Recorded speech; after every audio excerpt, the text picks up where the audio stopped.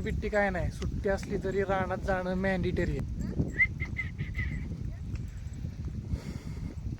हे आमची चंद्री कशी चालते, नक्षी बघा तिच्या पाठीव घोडा चालल्यागत चालते.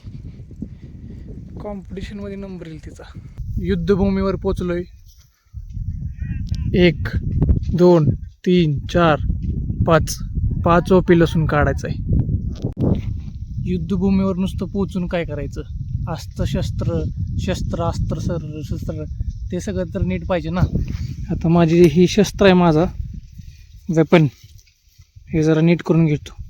हे ढिलं झाली, काम राहिलं बाजूला. हे कुणीतरी काहीतरी पेटवले बघा, सगळं पेटत आले. काय कळतच नाही लोकांना, ते काय ऐकतंय वे बघा. इथं कोपऱ्यापर्यंत आले ते झाडाचे, तर दिसते का. पेटवायचं काही नाही, पण जरा नियोजन करून पेटवायला पाहिजे होतं. आता ह्या कोपऱ्यापर्यंत आले, जाऊ द्या.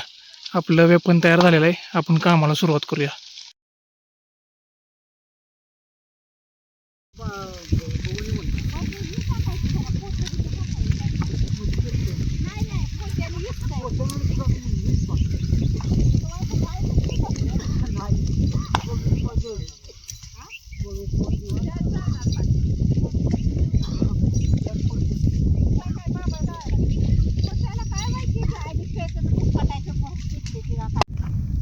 अजून मागं चालूच आहे, तिथपर्यंत असं पेटत आले. मागं काहीतरी स्पार्क झालाय म्हणतात, पण काय माहित काय झाले नक्की.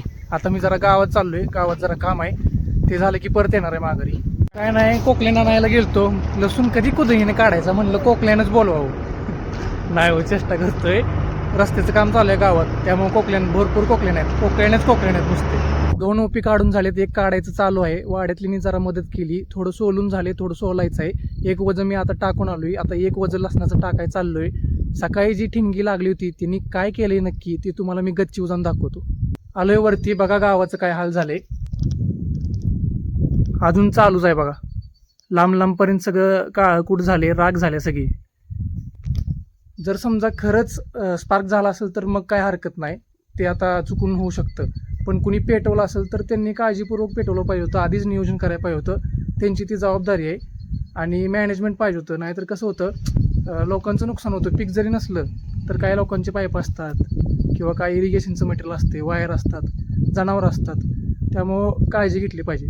तर आजच्या व्लॉगसाठी एवढंच. भेटूया नेक्स्ट व्लॉगमध्ये.